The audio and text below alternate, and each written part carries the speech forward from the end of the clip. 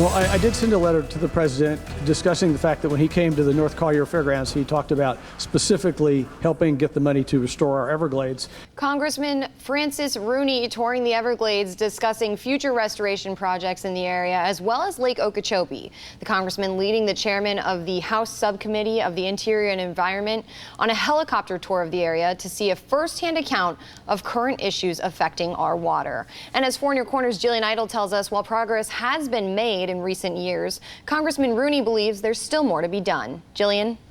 Lisa, lately President Trump has been pretty vocal about budget cuts to the EPA. However, Congressman Rooney says he's hopeful potential cuts would have no impact on future Everglades and water restoration projects here in our state.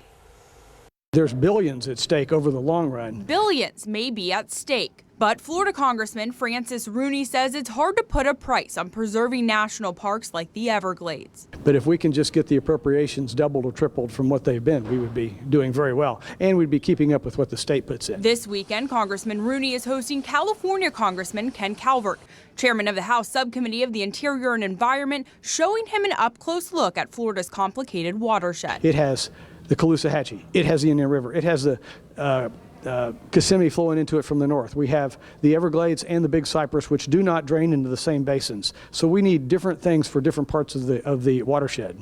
You see it on a map. You don't realize how big it is, how big the Everglades are, and it's quite an undertaking, as I said earlier. So we have a lot of work ahead of us. Although there are several projects currently in the works, one of the biggest feats will be getting the funds necessary to continue restoration projects. Despite President Trump proposing cuts to the EPA, both Congressman Calvert and Congressman Rooney believe projects like the Everglades and Lake O won't be affected. As Congressman Calvert said, it's the ultimate infrastructure project, and infrastructure is important to the president. So we'll have to see what the details of his budget are when we get them. Congressman Rooney says he will continue his fight in Washington for funds to improve things like our water quality. On average, we have 7 dry years out of every 10 and 3 wet years.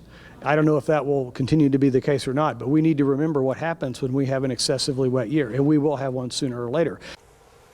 Tomorrow, the congressman will talk with the Everglades Foundation and take an airboat ride to see the land side of the watershed. In the studio, Jillian Idle, Fox 4 in your